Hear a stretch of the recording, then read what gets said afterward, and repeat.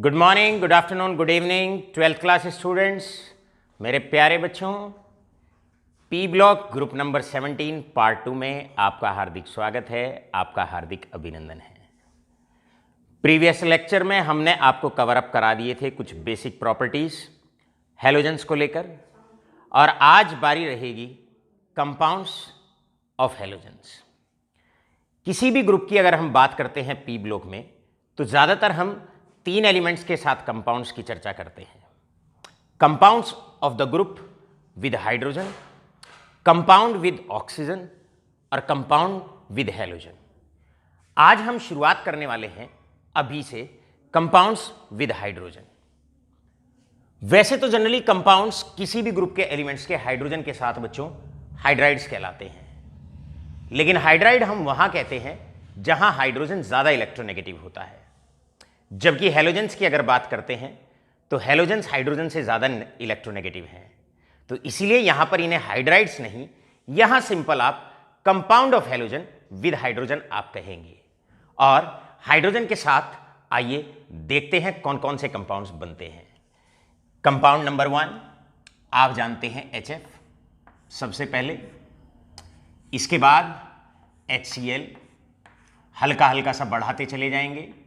और आप जानते हैं बढ़ा क्यों रहे हैं, क्योंकि डाउन द ग्रुप जाओगे एटम का साइज बढ़ता जाएगा, बॉन्ड की लेंथ बढ़ती जाएगी। इसके बाद हम बात HBr की करेंगे और लास्ट में हम बात करेंगे सबसे बड़े की, और सबसे बड़ा होगा HI। तो कंपाउंड्स विद हाइड्रोजन है HF, HCl, HBr और HI। अब इनको लेकर बहुत सारे questions, wide variety of questions आपके बनते हैं। चलिए सीखते हैं। पहला क्वेश्चन जो compound of halogen with hydrogen पे बनता है, आइए सबसे पहले उसकी बात करते हैं। आपसे सबसे पहला क्वेश्चन आ सकता है, arrange the following in the increasing order of bond length. Bond length प्यारे बच्चों, कंपाउंड्स विद हाइड्रोजन के साथ मैक्सिमम 4-5 तरह के कॉमन क्वेश्चन बनते हैं, वो चाहे किसी भी ग्रुप की आप बात कर लें। एग्जाम्पल, सबसे पहले आप जानते हैं साइज ऑफ द एटम बढ़ता जाएगा, और जैसे जैसे साइज बढ़ता है वैसे वैसे बॉन्ड लेंथ बढ़ती है। अब फ्लोरीन से बड़ा साइज क्लोरीन का, क्लोरीन से बड़ा साइज ब्रोमीन का, और ब्रोमीन से बड़ा साइज आयोडीन का। एटम का साइज बढ़ेगा, न्यूक्लियस के बीच में दूरी बढ़ेगी और बॉन्ड लेंथ बढ़ेगी। तो हम ये कह सकते हैं ऑर्डर ऑफ बॉन्ड लेंथ होगा, HF से बड़ी बॉन्ड लेंथ HCl में होगी, HCl से बड़ी बॉन्ड लेंथ HBr में होगी, और HBr से बड़ी बॉन्ड लेंथ HI में होगी। So this is going to be the order. अब क्योंकि पी ब्लॉक में ज्यादातर जो क्वेश्चन आते हैं छोटे छोटे से क्वेश्चन आते हैं, 1-1, 2-2 नंबर के क्वेश्चन बनते हैं, तो आपको वहां पर करेक्ट ऑर्डर भी देना होता है और साथ के साथ आपको करेक्ट रीजन भी बताना होता है। तो आप सीधा बता सकते हैं भाई फ्लोरीन से बड़ा साइज क्लोरीन का, क्लोरीन से बड़ा साइज ब्रोमीन का, ब्रोमीन से बड़ा साइज आयोडीन का, और हम जानते हैं साइज बढ़ता जाएगा तो बॉन्ड लेंथ बढ़ती जाएगी। साथ के साथ आपसे दूसरा क्वेश्चन पूछा जा सकता है, arrange the compound of halogen with hydrogen, hydrogen fluoride, hydrogen chloride, hydrogen bromide, इन सबको आपने अरेंज करना है in the increasing order of acidic strength.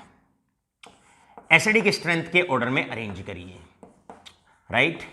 अब हम जानते हैं जैसे जैसे बॉन्ड की लेंथ बढ़ती जाएगी, बॉन्ड उतना वीक होता जाएगा, बॉन्ड उतना कमजोर होता जाएगा, और जितना बॉन्ड कमजोर होगा उतनी जल्दी से बॉन्ड टूट जाएगा और रिलीज ऑफ हाइड्रोजन उतना ही आसान होगा। अब एसिड का मतलब होता है जो हाइड्रोजन छोड़ता है, और जो जितनी जल्दी हाइड्रोजन छोड़ता है वो इतना स्ट्रॉन्ग एसिड होता है। यहां पर बॉन्ड सबसे छोटा होता है, बॉन्ड मजबूत होता है, हाइड्रोजन का रिलीज आसान नहीं होता। तो सारे कंपाउंड्स में ये सबसे वीक एसिड होता है और हाइड्रोजन आयोडाइड सबसे स्ट्रॉन्ग एसिड होता है। तो जैसे जैसे बॉन्ड लेंथ बढ़ती जाएगी, बॉन्ड लेंथ बढ़ती जाएगी, एसिडिक स्ट्रेंथ भी बढ़ती जाएगी। क्लियर है। HF से स्ट्रॉन्ग एसिड HCl होगा, HCl से स्ट्रॉन्ग एसिड HBr होगा, और HBr से स्ट्रॉन्ग एसिड HI होगा। ये ऑर्डर आप लिख सकते हैं। अब मान लो बच्चों आपसे क्वेश्चन आता है कि इन सबको बढ़ते हुए एसिडिक स्ट्रेंथ के क्रम में अरेंज करिए, तो आप ऑर्डर, सही ऑर्डर देने के साथ साथ आपको अच्छे से लिखना भी है। आप कहोगे साइज बढ़ेगा, साइज बढ़ेगा तो बॉन्ड लेंथ बढ़ेगी, बॉन्ड की लेंथ जितनी ज्यादा होती है बॉन्ड उतना वीक होता है, उतनी जल्दी टूटता है, हाइड्रोजन का रिलीज उतना आसान होता है और एसिडिक स्ट्रेंथ उतनी ज्यादा होती है। इसके बाद कई बार एसिडिक स्ट्रेंथ पर क्वेश्चन हल्का सा मोल्ड करके भी आपसे पूछ लिया जाता है। आपसे कई बार क्वेश्चन ये पूछ लिया जाता है कि भाई बताइए HBr एसिड को और HI एसिड को C2 में क्यों बनाया जाता है, और C2 का मतलब होता है रिएक्शन के दौरान ही क्यों बनाया जाता है। भाई उनका रीजन होता है क्योंकि HBr और HI अभी आपने देखा ये स्ट्रॉन्गेस्ट एसिड होते हैं, ये स्ट्रॉन्ग एसिड होते हैं क्योंकि बॉन्ड लेंथ ज्यादा होने की वजह से बॉन्ड वीक होता है और जल्दी से डिसोशिएट हो जाता है, जल्दी से टूट जाता है। अब ये इतने स्ट्रॉन्ग एसिड होते हैं कि इनको आप पहले से बना के स्टोर नहीं कर सकते, इसलिए इनकी जब जब जरूरत पड़ती है इन्हें बनाया जाता है और बनाते ही रिएक्शन के दौरान ही कंज्यूम कर लिया जाता है। और जिन कंपाउंड्स को रिएक्शन के दौरान बनाया जाता है और वहीं पर उनको कंज्यूम कर लिया जाता है, इसको कहते हैं they are prepared in C2, right. तो आपके दो क्वेश्चन यहां पर तैयार होते हैं, इन्हें बढ़ते हुए एसिडिक स्ट्रेंथ के क्रम में लिखिए। आपसे क्वेश्चन पूछा जा सकता है कि compound of halogen with hydrogen में HI सबसे स्ट्रॉन्ग एसिड क्यों है, एक ही बात है। और आपसे नेक्स्ट क्वेश्चन पूछा जा सकता है कि HBr और HI दोनों एसिड को आप C2 के दौरान क्यों बनाते हैं, प्रोसेस के दौरान क्यों बनाते हैं, या लैब में इन्हें स्टोर क्यों नहीं कर सकते हैं। सबका आंसर एक ही है। नेक्स्ट क्वेश्चन बच्चों आपसे पूछा जा सकता है इसकी थर्मल स्टेबिलिटी को लेकर। थर्मल स्टेबिलिटी का मतलब होता है, थर्मल स्टेबिलिटी का मतलब होता है बच्चों, the meaning of thermal stability is कि जब हम इन सारे कंपाउंड्स को हीट करते हैं, जो जल्दी टूट जाएगा वो कम स्टेबल, जो जल्दी से नहीं टूटेगा वो ज्यादा स्टेबल। यानी कि हीट अगर करें, थर्मल मतलब हीट और हीट के प्रति स्टेबिलिटी। आप जानते हैं HI की बॉन्ड लेंथ सबसे ज्यादा होती है, साइज ज्यादा होता है, बॉन्ड लेंथ ज्यादा होती है और इसलिए हीट के समक्ष इसकी स्टेबिलिटी कम होती है क्योंकि ये जल्दी टूट जाता है। तो इसका मतलब HF की स्टेबिलिटी सबसे ज्यादा होगी, उससे कम होगी HCl, उससे कम होगी HBr और सबसे कम जो स्टेबिलिटी बच्चों होगी वो HI एसिड की होगी। तो आपसे नेक्स्ट क्वेश्चन पूछा जाता है कि भाई arrange the compound of halogen with hydrogen in the order of stability. सबका आंसर सेम है, सबका आंसर लगभग सिमिलर है। साथ के साथ कई बार क्वेश्चन ये पूछ लिया जाता है arrange the following compounds in the order of reducing character या रिड्यूसिंग एजेंट। बताइए इनको बढ़ते हुए रिड्यूसिंग एजेंट के क्रम में अरेंज करिए। कौन अच्छा रिड्यूसिंग एजेंट है, कौन सबसे पुअर रिड्यूसिंग एजेंट है। देखिए जो सब्सटेंसेस हाइड्रोजन छोड़ते हैं उन्हें रिड्यूसिंग एजेंट्स कहा जाता है और जो जितनी जल्दी छोड़ देता है वो उतना बेटर रिड्यूसिंग एजेंट होता है। अभी अभी आपने देखा HI की बॉन्ड लेंथ सबसे ज्यादा होती है, बॉन्ड लेंथ ज्यादा होने की वजह से बॉन्ड वीक होता है, इसका मतलब रिलीज ऑफ हाइड्रोजन सबसे आसान HI में होता है। तो आप कह सकते हैं क्योंकि हाइड्रोजन सबसे जल्दी HI रिलीज करता है तो जो रिड्यूसिंग कैरेक्टर होता है वो HI का सबसे ज्यादा होता है। इसका मतलब हम कह सकते हैं HF से बेटर रिड्यूसिंग कैरेक्टर होगा HCl का, HCl से बेटर रिड्यूसिंग कैरेक्टर होगा HBr का और बच्चों सबसे बेटर रिड्यूसिंग कैरेक्टर होगा HI का। क्लियर है। और भी कई सारे क्वेश्चन बनते हैं जहां तक इनकी बात करते हैं। नेक्स्ट क्वेश्चन आपसे पूछा जा सकता है कि भाई इनको सारे कंपाउंड्स को आपने एज ऑफ लिक्विफिकेशन के प्रति अरेंज करिए। बताइए भाई कौन कितनी जल्दी लिक्विफाई हो सकता है। चाहे HF की बात करें, HCl की बात करें, HBr, HI किसी की भी आप बात कर लें, ये सारे के सारे गैसेस होते हैं। अब सवाल यह आता है कौन सी गैस को कितनी जल्दी से लिक्विड में कन्वर्ट किया जा सकता है, यानी कि लिक्विफिकेशन किस गैस का आसान होता है। प्यारे बच्चों लिक्विफिकेशन का सीधा एक ही क्राइटेरिया होता है, एक ही कैरेक्टरिस्टिक होती है। मोर is the force of attraction between the molecules of the gas, faster will be the liquefaction या ईजियर इज द लिक्विफिकेशन। इसका मतलब जिस गैस में जितने ज्यादा फोर्स ऑफ अट्रैक्शन होते हैं उसका लिक्विफिकेशन उतना ईजियर होता है, उतना आसान होता है। अब जब भी केमिस्ट्री में फोर्स ऑफ अट्रैक्शन की बात होती है तो बच्चों हम दो चीजें देखते हैं। सबसे पहले अगर कोई भी गैस हाइड्रोजन बॉन्ड बनाती है तो उसका लिक्विफिकेशन सबसे जल्दी होता है, उसका लिक्विफिकेशन सबसे जल्दी होता है। हम जानते हैं अगर हम HCl, HBr और HI की अगर बात करें तो HF हाइड्रोजन बॉन्ड बनाएगा। इसका मतलब ये हुआ कि HF का लिक्विफिकेशन सबसे आसान होगा, सबसे जल्दी होगा। इसका मतलब हम HF को सबसे जल्दी लिक्विफाई कर सकते हैं। अब जितनी भी गैसेस जो हाइड्रोजन बॉन्ड नहीं बनाती हैं उनमें चेक किया जाता है वैन डर वाल्स फोर्सेस, और वैन डर वाल्स फोर्सेस दो चीज़ों पर डिपेंड करता है, साइज पे और सरफेस एरिया पर। यानी कि अगर हाइड्रोजन बॉन्ड नहीं बनता है उसके केस में हमने चेक करना होता है बच्चों वैन डर वाल्स फोर्सेस। अब जिस गैस में का साइज सबसे बड़ा होता है उसमें van der Waals force of attraction सबसे ज़्यादा होते हैं, और जिसमें फोर्स ऑफ अट्रैक्शन ज़्यादा होता है वो उतनी जल्दी लिक्विफाई होता है। अब HCl, HBr और HI इन तीनों की अगर हम बात करें तो ना तो ये हाइड्रोजन बॉन्ड बनाएगा, ना ये हाइड्रोजन बॉन्ड बनाएगा, ना ये हाइड्रोजन बॉन्ड बनाएगा। जब तीनों हाइड्रोजन बॉन्ड नहीं बनाएंगे तो फिर आंसर जो आएगा वो साइज के बिहाफ पर आएगा। साइज HI के मॉलिक्यूल का सबसे ज़्यादा होगा, और अगर सबसे ज़्यादा होगा van der Waals force of attraction इसमें सबसे ज़्यादा होंगे, और सबसे जल्दी लिक्विफिकेशन HI का होगा। इसका मतलब नंबर 2 पे आपका आएगा HI, नंबर 3 पे बच्चों आपका आएगा HBr क्योंकि उसका साइज उससे कम होता है, क्लियर है। इसके बाद आएगा HBr, और सबसे लास्ट में आपका जो आने वाला है वो HCl आने वाला है।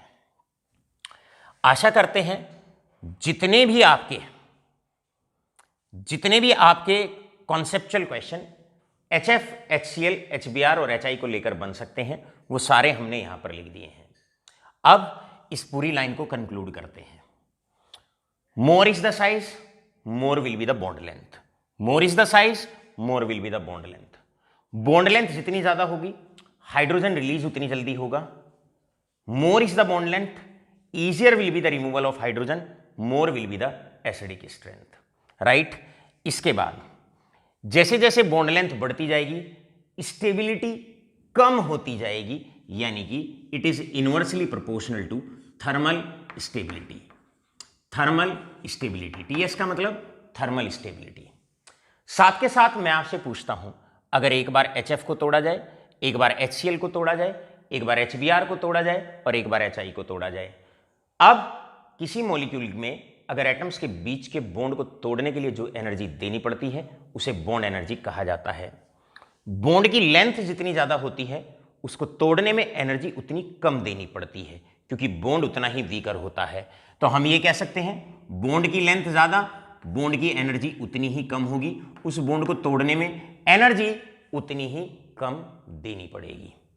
ऑलराइट, बढ़ते हैं आगे की तरफ। नेक्स्ट आता है रिड्यूसिंग एजेंट।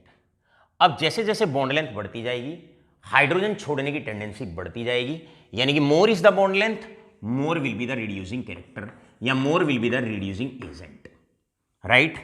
अब साथ के साथ लास्ट में जैसे जैसे साइज बढ़ता जाएगा van der Waals force of attraction बढ़ते जाएंगे और लिक्विफिकेशन का एज बढ़ता जाएगा। तो यहां पर अगर आप चाहें तो यहां पर आप लिक्विफिकेशन ये भी आप इसमें एक अतिरिक्त ऐड कर सकते हैं।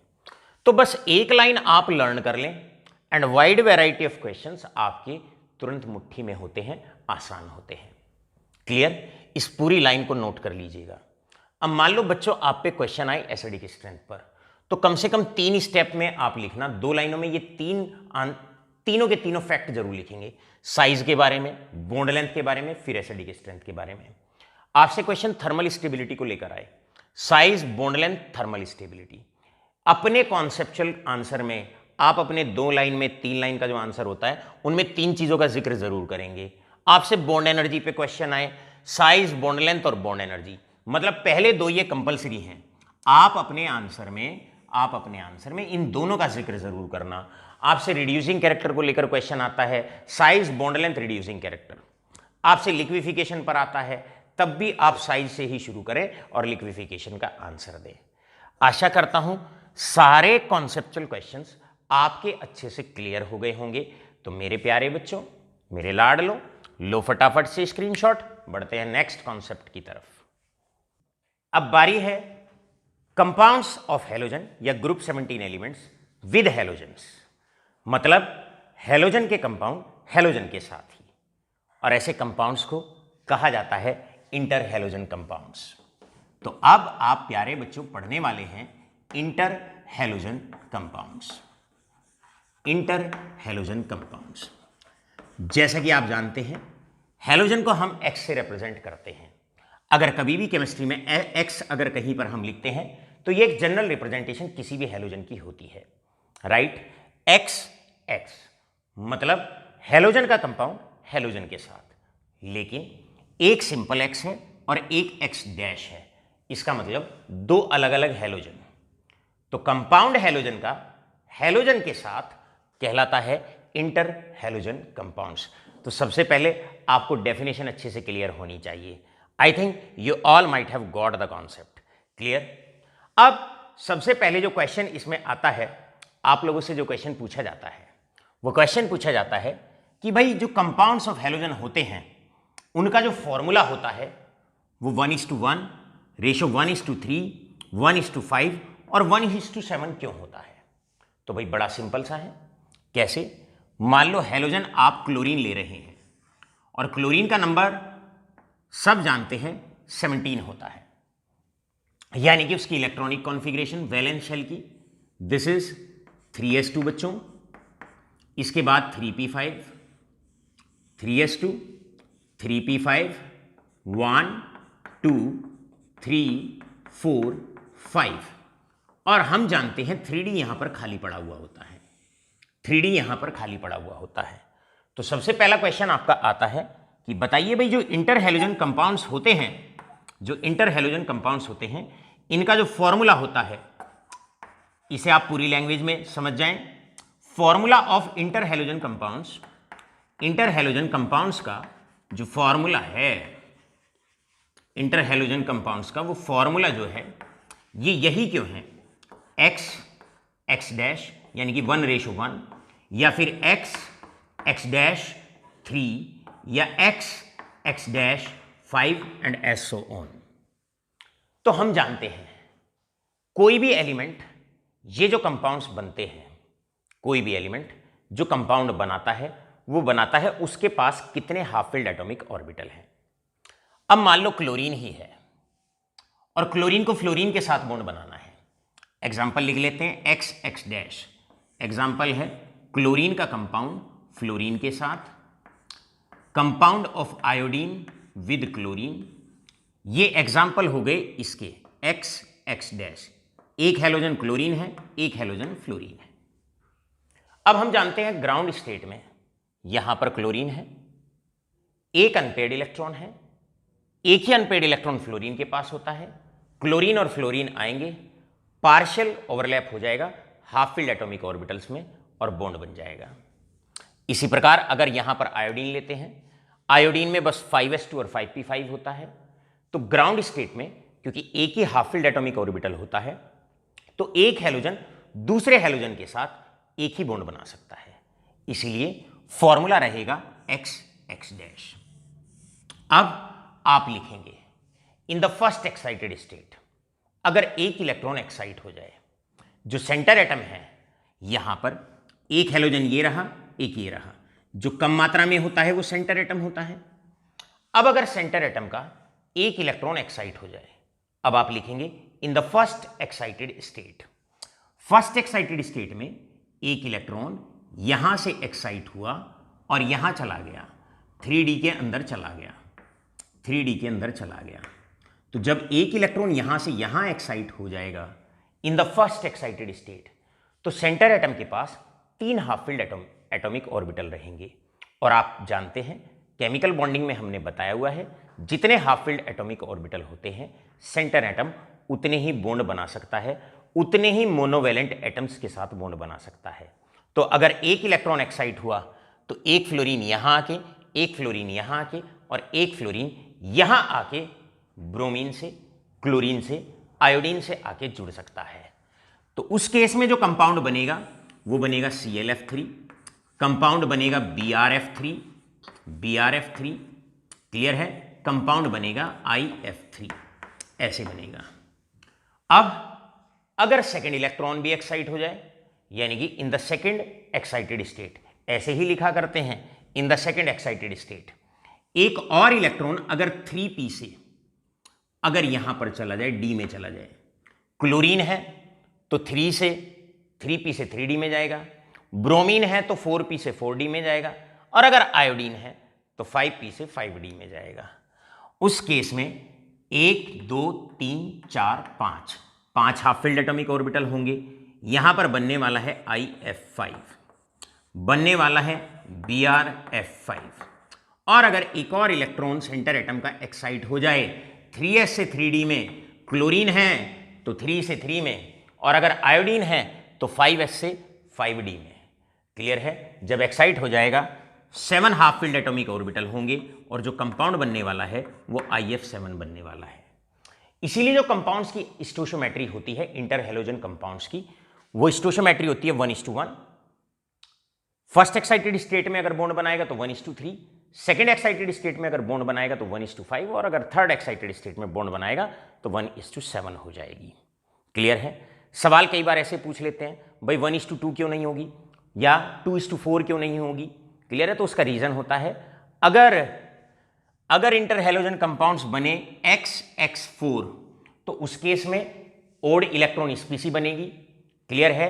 एक ऑर्बिटल हाफ फील्ड ही रह जाएगा, मॉलिक्यूल के पास हाफ फील्ड एटॉमिक ऑर्बिटल बच जाएगा, और हम जानते हैं अगर हाफ फील्ड एटॉमिक ऑर्बिटल बच जाएगा या अनपेड इलेक्ट्रॉन अगर मॉलिक्यूलर स्पीसी पे बच जाता है तो ऐसी स्पीसीज स्टेबल नहीं होती, वो फर्दर रिएक्ट करेंगी और उसके बाद वापस से कोई नया कंपाउंड बना लेंगी। क्लियर है? आशा करते हैं क्वेश्चन आपके ठीक से समझ में आ गया होगा। क्वेश्चन क्या है, रिपीट करता हूं। फॉर्मूला इंटर हैलोजन कंपाउंड्स का 1:1 रेशो, 1:3, 1:5 क्यों होता है? तो सिंपल इलेक्ट्रॉन एक्साइट करके आप दिखा सकते हैं कि जो कंपाउंड्स बनेंगे वो इसी स्टोइशियोमेट्री में बनने वाले हैं। क्लियर है? अब इसके बाद सेकेंड क्वेश्चन आता है इंटर हैलोजन कंपाउंड्स को लेकर, और बच्चों जो सेकेंड क्वेश्चन आता है बड़ा प्यारा सा क्वेश्चन होता है कि जो इंटर हैलोजन कंपाउंड्स होते हैं they are reactive. Second question, inter halogen compounds बहुत रिएक्टिव होते हैं। Inter halogen compounds are reactive, they are reactive. Example ले लेते हैं यहां पर, जैसे I और I, और बात करते हैं I और Cl, और आपसे पूछा जाए बताओ भी दोनों में ज्यादा रिएक्टिव कौन सा होगा और क्यों? तो याद रखिएगा जो इंटर हैलोजन कंपाउंड्स होते हैं, हैलोजन का कंपाउंड हैलोजन के साथ, ये एक पोलर मॉलिक्यूल्स होते हैं। क्लोरीन ज्यादा इलेक्ट्रोनेगेटिव है, उस पर पार्शियल नेगेटिव चार्ज होगा। आयोडीन इसके मुकाबले कम इलेक्ट्रोनेगेटिव है, इस पर पार्शियल पॉजिटिव चार्ज होगा। तो जो इंटर हैलोजन कंपाउंड्स होते हैं उनमें पोलैरिटी होती है, और हम जानते हैं अगर किसी कोवेलेंट कंपाउंड में जितनी ज़्यादा पोलैरिटी होती है उसकी उतनी ज़्यादा रिएक्टिविटी होती है। जबकि अगर सिंपल हैलोजन की अगर हम बात करें, सिंपल हैलोजन मॉलिक्यूल्स की अगर बात करें तो इनके अंदर नॉन पोलर कोवेलेंट बॉन्ड होता है। नॉन पोलर कोवेलेंट बॉन्ड मजबूत होता है, बॉन्ड जल्दी से टूटता नहीं है और रिएक्टिविटी कम होती है। क्योंकि आप रिएक्टिविटी के बारे में हमने आपको बताया हुआ है, easier is the cleavage of the bond more will B it's reactivity, और जो बॉन्ड जितना ज़्यादा पोलर होता है वो उतनी जल्दी टूटता है। तो इंटर हैलोजन कंपाउंड्स जो होते हैं उनके जो बॉन्ड्स होते हैं, उनके जो मॉलिक्यूल्स होते हैं, उनमें पोलैरिटी होती है, बॉन्ड वीकर होता है, बॉन्ड का क्लीवेज ईजियर होता है, और इसीलिए जल्दी टूट जाते हैं, ज़्यादा रिएक्टिव होते हैं। इसके बाद भी एक दो क्वेश्चन और इंटर हैलोजन कंपाउंड्स को लेकर बनते हैं। इंटर हैलोजन कंपाउंड्स को लेकर एक बड़ा प्यारा सा क्वेश्चन बच्चों ये भी बनता है। Question is this one, board में बहुत बार ये क्वेश्चन पूछा जाता है, इंपॉर्टेंट क्वेश्चन है। वाई IF7 एग्जिस्ट, आपसे पूछा जाता है ये तो एग्जिस्ट करता है but FI7 do not exist, do not exist. ये बड़ा प्यारा सा क्वेश्चन होता है और जो आपसे पूछा जाता है। इस क्वेश्चन को आप दो तीन तरीके से इसका आंसर दे सकते हैं। तो आपके पास सारे इंटर हैलोजन कंपाउंड्स हैं, कितने तरह के इन पे क्वेश्चन बनते हैं ये हमने आपको दिखा दिया। क्लियर? अब इस क्वेश्चन का साधारण सा और सिंपल सा आंसर क्या बनता है? बहुत सिंपल, बहुत साधारण सा आंसर इसका ये बनता है कि देखिए यहां पर सेंटर एटम आयोडीन है, एक बड़ा एटम है, ये एक बड़ा एटम होता है, सेंटर एटम बड़ा होता है। फ्लोरीन के छोटे एटम्स होते हैं, 7 छोटे छोटे एटम्स को 7 छोटे छोटे एटम्स को आराम से हैंडल कर सकता है। लेकिन अगर उस कंपाउंड की बात करें तो वहां पर सेंटर एटम फ्लोरीन होता है, एक छोटा एटम होता है, 7 बड़े बड़े एटम्स को हैंडल नहीं कर सकता। तो आप चाहें तो लैंग्वेज में इसका आंसर ये लिख सकते हैं कि इस वाले कंपाउंड के अंदर सेंटर एटम आयोडीन है, साइज बड़ा है and is capable of handling smaller 7 atoms of fluorine. ये कंपाउंड मजबूत होता है, एग्जिस्ट करता है। जबकि अगर हम बात करते हैं Fi7 की, तो Fi7 में क्या होता है, सेंटर एटम अगर फ्लोरीन को रखा गया, साइज छोटा होता है और ये 7 बड़े बड़े जो आयोडीन के एटम्स होते हैं उन्हें हैंडल नहीं कर सकता, मॉलिक्यूल टूट जाएगा, बिखर जाएगा, स्टेबल नहीं होगा। आप चाहें इस क्वेश्चन का एक और आंसर दे सकते हैं। IF7 ऐसे बनता है, जब फ्लोरीन आयोडीन के पास आते हैं तो उनके इलेक्ट्रॉन्स को एक्साइट कराते हैं यानी कि ऑक्सीडाइज करते हैं।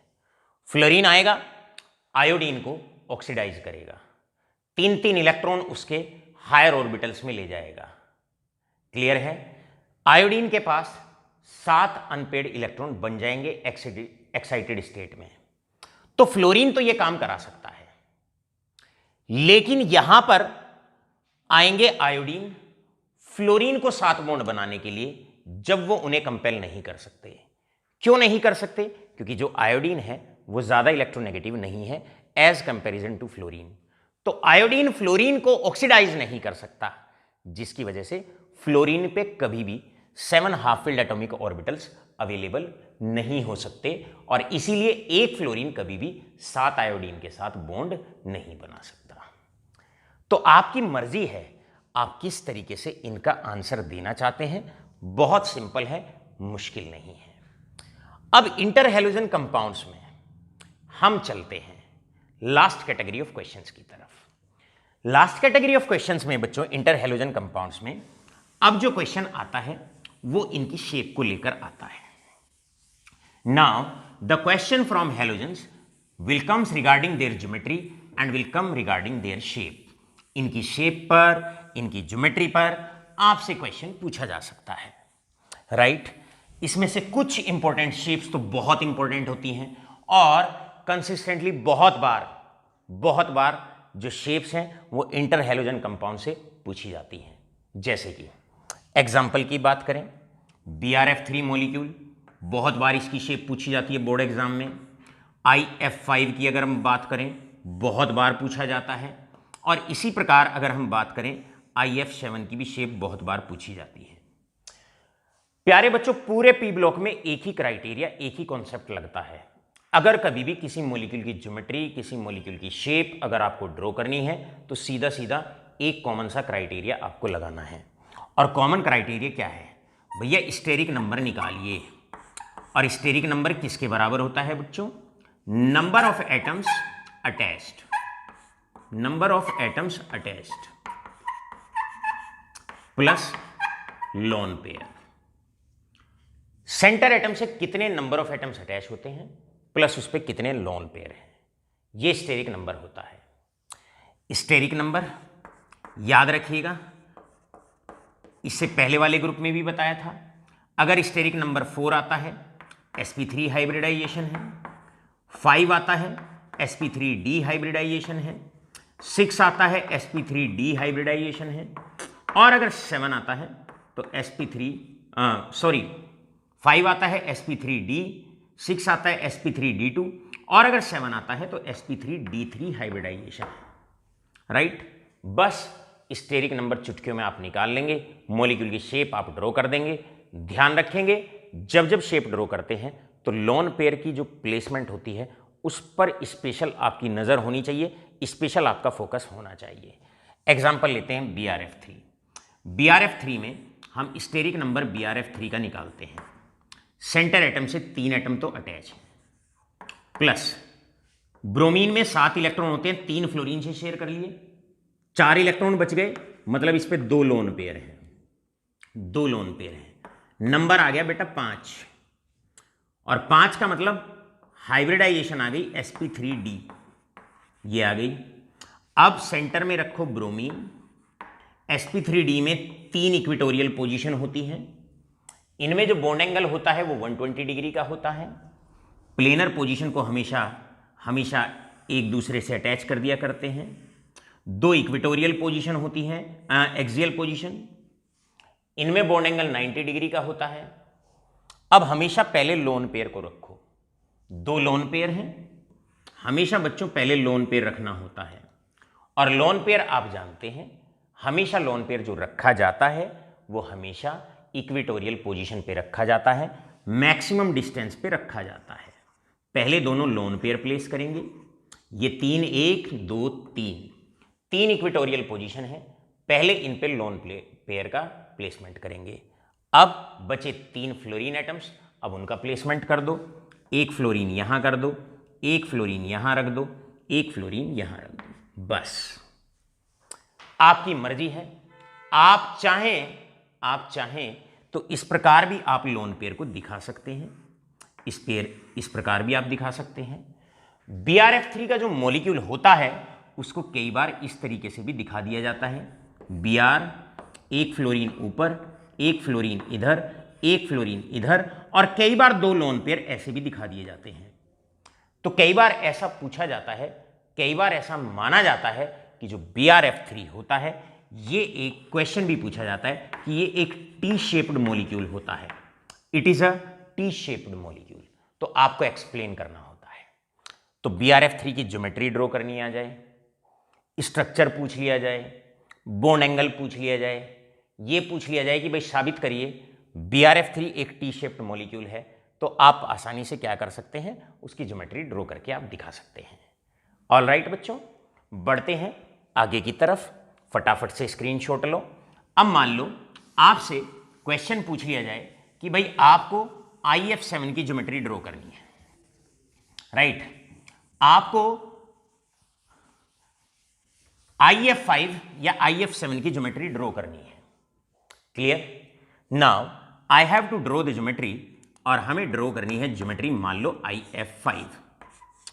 कैसे करेंगे? स्टेरिक नंबर निकाल लेंगे। Number of atoms attach to the central atom 5 plus एक लोन पेयर होगा। यहां पर आयोडीन पे 7 इलेक्ट्रॉन होते हैं, 5 फ्लोरीन से शेयर कर लिए, एक इलेक्ट्रॉन बच गया। आंसर आ गया 6 आ गया स्टेरिक नंबर। 6 का मतलब आप लोग जानते हैं hybridization sp3d2, 4 planar position, geometry octahedral. आप चाहो तो प्लेनर पोजीशन को आप इस तरीके से अटैच कर दो, मर्जी है आपकी। क्लियर है? ऑक्टाहेड्रल ज्योमेट्री की एक खासियत होती है, यहां कोई परेशानी नहीं होती है क्योंकि इसमें सारे बॉन्ड एंगल सेम होते हैं। लोन पेयर कहीं रख दो, एटम कहीं रख दो, कोई फर्क नहीं पड़ता। आपके पास 5 फ्लोरीन है, इस प्रकार आप 5 फ्लोरीन को रख देंगे। बच गया एक लोन पेयर, उस लोन पेयर को आप यहां दिखा देंगे, इस प्रकार। तो इस प्रकार शेप बनाना भी कोई मुश्किल काम नहीं है, आसान है, राइट। आशा करता हूं इंटर हैलोजन कंपाउंड्स पर जितने तरह के क्वेश्चन आते हैं सारे आपने अच्छे से रिकॉर्ड कर लिए होंगे। बच्चों स्क्रीनशॉट लो। बढ़ते हैं कुछ नेक्स्ट क्वेश्चंस की तरफ। यहां पर कई बार आपसे जो क्वेश्चन पूछ लिया जाता है वो कई बार क्वेश्चन ऐसे भी पूछ लिया जाता है। The question regarding to the inter halogen compounds, कई बार आपसे क्वेश्चन ऐसे भी पूछ लिया जाता है। अगर हम बात करें तो क्वेश्चन कई बार इंटर हैलोजन कंपाउंड्स में कुछ मिलता जुलता क्वेश्चन इस प्रकार भी आता है। आपसे पूछ लेते हैं पॉली हैलाइड आयंस। भाई डिफाइन करो पॉली हैलाइड आयंस को।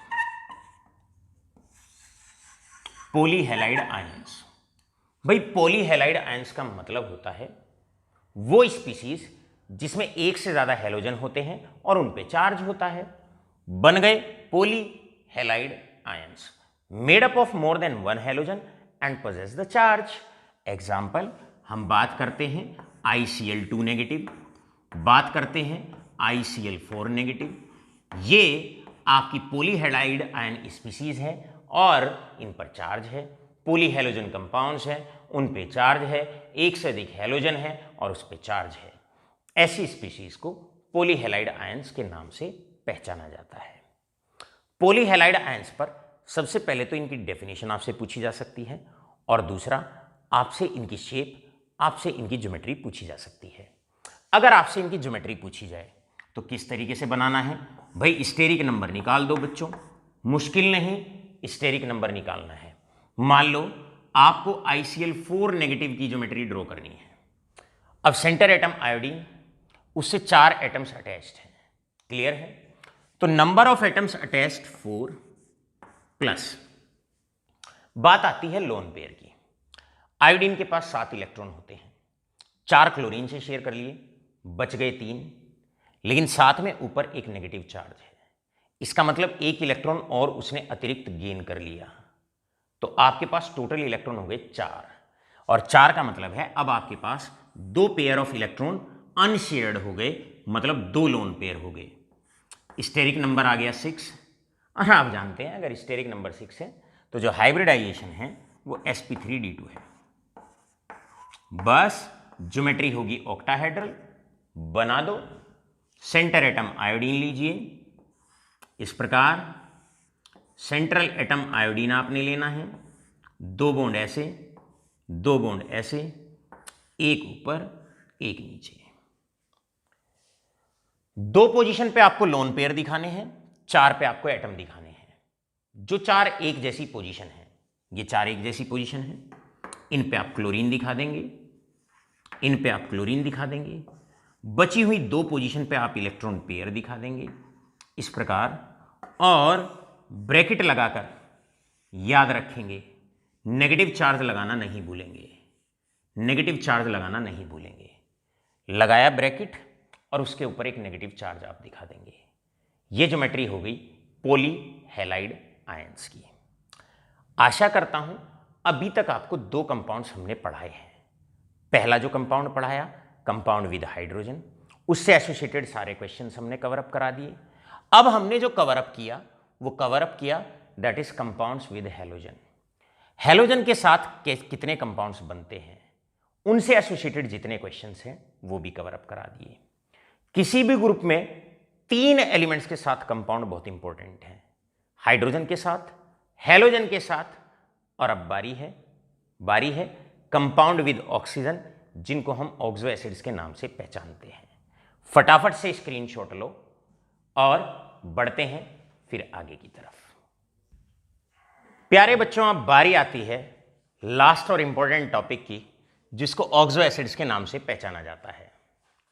भाई नॉर्मल एसिड और ऑक्सो एसिड में डिफरेंस ये होता है, जब हम एसिड के आगे ऑक्सो लगाते हैं तो इसका मतलब ऐसे कंपाउंड्स के विषय में हम चर्चा करने वाले हैं जिनकी एसिडिक स्ट्रेंथ ऑक्सीजन के कारण है, या फिर हम ये भी कह सकते हैं कि ऐसे कंपाउंड्स की एसिडिक स्ट्रेंथ या एसिडिक हाइड्रोजन केवल वही होता है जो ऑक्सीजन से अटैच होता है। मतलब यहां पर हम चर्चा करने वाले हैं उन कंपाउंड्स की जिनकी एसिडिक स्ट्रेंथ केवल और केवल उस हाइड्रोजन की मानी जाती है जो ऑक्सीजन से अटैच होता है, अब ग्रुप 17 के कंपाउंड्स की एक अच्छी खासियत यह होती है कि ये विभिन्न तरह के डिफरेंट टाइप्स के, बहुत ज्यादा टाइप के ऑक्सो एसिड्स बनाते हैं, एग्जाम्पल सबसे पहले HOX, X का मतलब हैलोजन। इन्हें कहा जाता है, अगर हम इनकी बात करते हैं तो इन्हें कहते हैं परहेलस एसिड्स। उसके बाद HOXO या HXO2 भी इसको कह सकते हैं, इनको कहते हैं हेलस एसिड्स। इसके बाद HOXO2 या इसको हम HXO3 भी कह सकते हैं, HXO3, इन्हें कहते हैं हेलिक एसिड्स। और लास्ट आता है HOXO3 या इसको हम कह सकते हैं HXO4, क्लियर है? इसको हम परहेलिक कहते हैं, परहेलस, हेलस, हेलिक, परहेलिक। अब इनका नाम देने की कोशिश करते हैं। परहेलस, परफ्लोरस एसिड, परक्लोरस एसिड, परब्रोमस एसिड, पर आयोडस एसिड। इसे बोलेंगे हेलस, क्लोरस एसिड, ब्रोमस एसिड। इसको बोलेंगे हेलिक क्लोरिक एसिड, इसको बोलेंगे परक्लोरिक एसिड। तो सबसे पहले they form a wide variety of oxo acids. Oxo acids को लेकर बड़े सारे क्वेश्चंस बनते हैं और सबसे पहला जो क्वेश्चन बनता है वो एसिडिक स्ट्रेंथ को लेकर ही बनता है, राइट। अब पूरी केमिस्ट्री में याद रखिए, स्पेशली इनऑर्गेनिक में, जब आपसे एसिडिक स्ट्रेंथ पर क्वेश्चन बने तो आप कितने क्वेश्चंस, कितने बिहाफ पर आप लॉजिक लगा सकते हैं। सबसे पहले याद रखिएगा, सबसे पहले आप जो लॉजिक लगाएंगे वो साइज का लगाएंगे। सबसे पहले लॉजिक आप साइज का लगाएंगे, राइट। अब आप जानते हैं ये हाइड्रोजन है, ये हाइड्रोजन है, ये हाइड्रोजन, यहां हाइड्रोजन, यहां भी ऑक्सीजन से अटैच, यहां भी ऑक्सीजन से अटैच, यहां भी ऑक्सीजन से अटैच, यहां भी ऑक्सीजन से अटैच। जो हाइड्रोजन निकलने वाला होता है, जो एसिडिक हाइड्रोजन होता है, वो सभी में सेम एटम से अटैच है। तो साइज का क्राइटेरिया तो आप लगा नहीं सकते। जैसे कि आपने साइज का क्राइटेरिया HCl, HF, HCl और HBr में आपने साइज का क्राइटेरिया लगा दिया था। तो बच्चों याद रखो, जब क्वेश्चन आपसे आता है एसिडिक स्ट्रेंथ को लेकर तो हम सबसे पहले साइज का क्राइटेरिया लगाते हैं। जिसका साइज बड़ा होता है उसकी बॉन्ड लेंथ बड़ी होती है और उसकी एसिडिक स्ट्रेंथ ज्यादा होती है। तो सबसे पहले एसिडिक स्ट्रेंथ पे क्वेश्चन आए, अपना साइज का क्राइटेरिया लगाओ। अगर साइज का क्राइटेरिया ना चले तब ध्यान से सुनो, उसके बाद आप इलेक्ट्रोनेगेटिविटी का लगाइए, इलेक्ट्रोनेगेटिविटी का लगाइए। मोर is the size, more will be the bond length, more will be the acidic strength. Note करते ना साथ के साथ, क्लियर। इसके बाद सेकंड क्राइटेरिया आपको इलेक्ट्रोनेगेटिविटी का लगाना होता है। मोर is the electronegativity, more will be the acidic strength. अब मेरे प्यारे बच्चों, आपसे क्वेश्चन आया arrange the following in the order of acidic strength. आपको अरेंज करना है क्वेश्चन नंबर 1 एसिडिक स्ट्रेंथ में। किसको? HOF को, आपको करना है HOCl को, आपको अरेंज करना है ऑक्सो एसिड नंबर 3 ये रहा और 4th ये रहा HOI को। इनको बढ़ते हुए एसिडिक स्ट्रेंथ के क्रम में अरेंज करना है। एटम वो चेक करना होता है जिससे हाइड्रोजन लगा हुआ है, एटम सब जगह सेम है। तो अब सेकंड क्राइटेरिया आप लगाएंगे इलेक्ट्रोनेगेटिविटी का। यहां पर फ्लोरीन है, फ्लोरीन की इलेक्ट्रोनेगेटिविटी सबसे ज्यादा होती है as comparison to chlorine, as comparison to bromine, as comparison to iodine. अब जितनी ज्यादा इलेक्ट्रोनेगेटिविटी होगी वो उतनी जल्दी से शेयर्ड पेयर इलेक्ट्रॉन को अपनी तरफ खींचेगा। जितनी जल्दी ऑक्सीजन से इलेक्ट्रॉन पेयर फ्लोरीन खींचेगा उतना ही जल्दी करके ऑक्सीजन हाइड्रोजन से इलेक्ट्रॉन पेयर को अपनी तरफ खींचेगा और रिलीज ऑफ हाइड्रोजन उतना ही आसान होगा। मोर is the electronegativity, easier will be the removal of hydrogen and more will be the acidic strength. इसका मतलब हम ये कह सकते हैं HOF की एसिडिक स्ट्रेंथ सबसे ज्यादा, उससे कम HOCl, उससे कम HOBr और सबसे कम HOI। बोर्ड का बहुत इंपॉर्टेंट क्वेश्चन होता है, बहुत बार आपसे पूछा जाता है कि भाई बताइए इनको, ये सारे के सारे हाइपोफ्लोरस, हाइपोक्लोरस, हाइपोब्रोमस, हाइपोआयोडस एसिड, इन्हें बढ़ते हुए एसिडिक स्ट्रेंथ के क्रम में अरेंज करिए।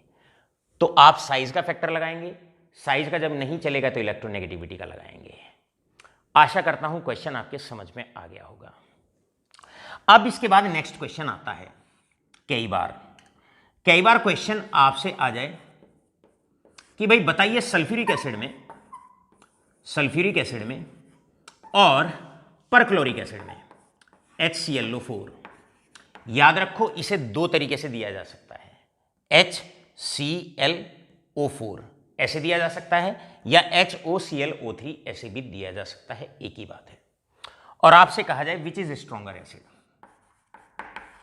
Which is stronger acid. आपसे पूछा जाए भी बताइए स्ट्रॉन्गर एसिड कौन सा है।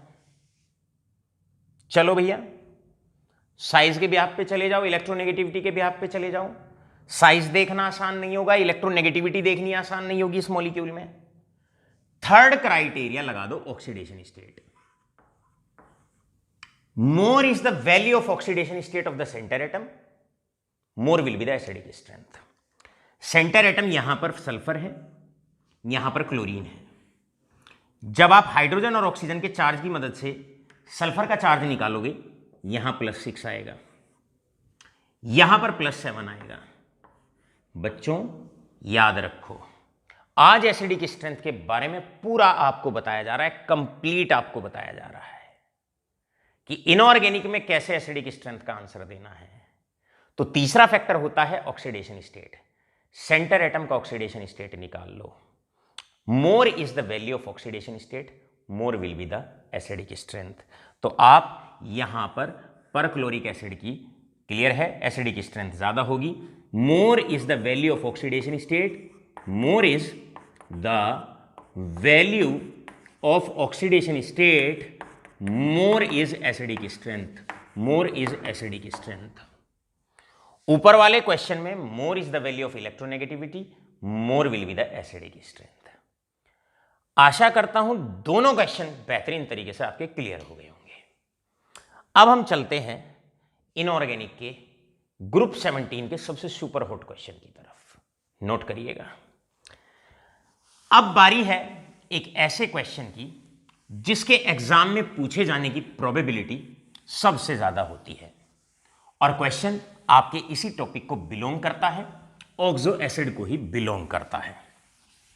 क्वेश्चन क्या है बच्चों, जरा गौर फरमाइए। क्वेश्चन कुछ ये है, arrange the following in the order of acidic strength. Question is this one, arrange the following in order of acidic strength, arrange in order of acidic strength। किस किस को अरेंज करना है जरा गौर से समझिए। HClO4, HClO3, ये क्वेश्चन HOClO3, HOClO2 ऐसे भी आ सकता है, HClO2 और लास्ट में HClO, ऐसे भी आपसे पूछा जा सकता है कि इनको बढ़ते हुए एसिडिक स्ट्रेंथ के क्रम में लिखिए। ऑर्गेनिक में एक बड़ा प्यारा सा कॉन्सेप्ट एसिडिक स्ट्रेंथ का हम बताते हैं। ऑर्गेनिक के अंदर अगर आपको इनको एसिडिक स्ट्रेंथ के क्रम में अरेंज करना है, साइज, सब में क्लोरीन है, सब में ऑक्सीजन है, सब में हाइड्रोजन है, इलेक्ट्रोनेगेटिविटी सब में एटम सेम है, इलेक्ट्रोनेगेटिविटी ना लगे, तीसरा कॉन्सेप्ट लगाओ ऑक्सीडेशन स्टेट, शायद बात बने। क्लोरीन का यहां ऑक्सीडेशन स्टेट +7, यहां निकालोगे चार्ज निकालोगे +5, यहां निकालोगे +3, यहां निकालोगे +1, बात बन गई। मोर is the value of oxidation state of the centre atom, more will be the acidic strength. Answer तो क्लियर हो गया कि HClO4 में Cl की ऑक्सीडेशन स्टेट सबसे ज्यादा है, और जिस मॉलिक्यूल में सेंटर एटम की ऑक्सीडेशन स्टेट सबसे ज्यादा होती है, या ऑक्सीडेशन स्टेट जिसकी ज्यादा होती है, एसिडिक स्ट्रेंथ उसकी सबसे ज्यादा होती है। करेक्ट आंसर तो पता लग गया, क्वेश्चन अभी पूरा सॉल्व भी नहीं किया। HClO4 सबसे ज्यादा एसिडिक, फिर HClO3, फिर HClO2, फिर HOCl। लेकिन इसका एक और आंसर भी आप दे सकते हैं, और वो ऑर्गेनिक के बिहाफ पर भी इसका आंसर आप दे सकते हैं। जितने भी एसिड होते हैं उनसे एचायन निकलवा दो, और एचायन निकलने के बाद बच्चों, एचायन निकलने के बाद बनता है उनका कॉन्जुगेट बेस। ये इसका कॉन्जुगेट बेस है, यहां से एचायन निकलवा दो, ये इसका कॉन्जुगेट बेस है, क्लियर है, ये इसका कॉन्जुगेट बेस है, यहां से एचायन निकलवा दो बच्चों, ये इसका कॉन्जुगेट बेस है, यहां से एचायन निकलवा दो, और ये इस एसिड का कॉन्जुगेट बेस है। यानी कि इस क्वेश्चन का आंसर दूसरे बिहाफ पर भी दिया जा सकता है, और दूसरा बिहाफ क्या है, मोर is the stability, more is the stability of conjugate base, stability of conjugate base, more is the acidic strength, more is acidic strength, भैया उतनी ज़्यादा एसिडिक स्ट्रेंथ होती है। ये एसिड है, एच निकलवा दो, एसिड से एच निकलवा दो, एच निकलवा दो। एसिड का वो पार्ट एच निकलने के बाद जो बचता है उसको कॉन्जुगेट बेस कहा जाता है। अब ऐसा प्रैक्टिकली पाया जाता है जिस एसिड का कॉन्जुगेट बेस जितना ज़्यादा स्टेबल होता है उसकी एसिडिक स्ट्रेंथ उतनी ज़्यादा होती है। प्यारे बच्चों, यहां पर ये परक्लोरेट आयन है, ऑक्सीजन पे यहां नेगेटिव चार्ज, इस मॉलिक्यूल के अंदर रेजोनेंस है। गौर से सुनिएगा, अगले स्ट्रक्चर में यहां आएगा, फिर यहां आएगा, फिर यहां आएगा। इसके 4 रेजोनेटिंग स्ट्रक्चर बनेंगे। जितनी ज्यादा रेजोनेंस उतनी ज्यादा स्टेबिलिटी। यहां पर इसके मुकाबले कम, एक बार यहां आएगा, एक बार यहां आ सकता है, इससे कम रेजोनेंस। इसमें आओगे, एक बार यहां है, एक बार यहां जा सकता है। क्लियर है? जैसे जैसे नीचे आ रहे हो रेजोनेंस कम होता जा रहा है, कॉन्जुगेट बेस की स्टेबिलिटी कम होती जा रही है, और जैसे जैसे कॉन्जुगेट बेस की स्टेबिलिटी कम होती जाएगी एसिडिक स्ट्रेंथ कम होती जाएगी। तो हमारे पास कंक्लूजन ये रहा, HClO4 सबसे स्ट्रॉन्ग एसिड होगा, उससे कम होगा HClO3, उससे कम होगा HClO2, उससे कम होगा HOCl, सबसे लीस्ट एसिडिक ये होगा। तो बड़ा प्यारा सा बोर्ड का क्वेश्चन होता है। आप 2 बिहाफ पे उसका आंसर दे सकते हैं, पहला स्टेबिलिटी ऑफ कॉन्जुगेट बेस पर और दूसरा ऑक्सीडेशन स्टेट पर। 2 रीजन डिफरेंट इसलिए बताएं ताकि दोनों ही एग्जाम में आप लगा के आओ। साथ के साथ ये क्वेश्चन जब आपका तैयार हो जाए तो एक बड़ा अच्छा सा क्वेश्चन और नोट करिएगा आप। और next question and last question of the day आपसे पूछा जाता है कि ये आपके पास कुछ आयंस हैं, लास्ट क्वेश्चन है, ClO नेगेटिव, ClO2 नेगेटिव और ClO3 नेगेटिव और ClO4 नेगेटिव, मतलब ये सारे कंजुगेट बेसिस की बात हुई है। आपको इनको बढ़ते हुए ऑक्सीडाइजिंग पावर के क्रम में अरेंज करना है, बढ़ते हुए ऑक्सीडाइजिंग पावर के क्रम में अरेंज करना है। ऑक्सीडाइजिंग पावर, प्यारे बच्चों आप जानते हैं जो जितनी जल्दी हाइड्रोजन छोड़ता है वो उतना बढ़िया रिड्यूसिंग एजेंट होता है। तो जो जितनी जल्दी से एच आयन गेन करेगा वो उतना अच्छा ऑक्सीडाइजिंग एजेंट। ये तो स्टेबल है, ये जल्दी से एच आयन गेन नहीं करेगा, तो ये सबसे वीकर ऑक्सीडाइजिंग एजेंट। ये सबसे अनस्टेबल है, ये सबसे जल्दी एच आयन गेन करेगा, तो इसकी ऑक्सीडाइजिंग पावर या ये सबसे अच्छा ऑक्सीडाइजिंग एजेंट कहलाएगा। इसका मतलब ऑक्सीडाइजिंग एजेंट में ये सबसे अच्छा ऑक्सीडाइजिंग एजेंट, उससे कम ये होगा, सबसे कम ये होगा। आज के इस लेक्चर में इतना इंपॉर्टेंट पार्ट हमने कवर अप किया, बहुत बहुत इंपॉर्टेंट पार्ट, केमिकल प्रॉपर्टीज वाला पार्ट हमने कवर अप किया। हमने हैलोजन के कंपाउंड्स हाइड्रोजन के साथ देखे, हैलोजन के कंपाउंड हैलोजन के साथ देखे, हैलोजन के कंपाउंड ऑक्सीजन ऑक्सो एसिड्स के नाम से हमने देखे। सारे क्वेश्चन नोट डाउन कर लो, इनसे बाहर माँ सरस्वती से कामना करता हूँ, और तजुर्बा भी यही कहता है जितने क्वेश्चन करा दिए इनसे बाहर क्वेश्चन जनरली पूछा नहीं जाता है। बहुत बहुत धन्यवाद।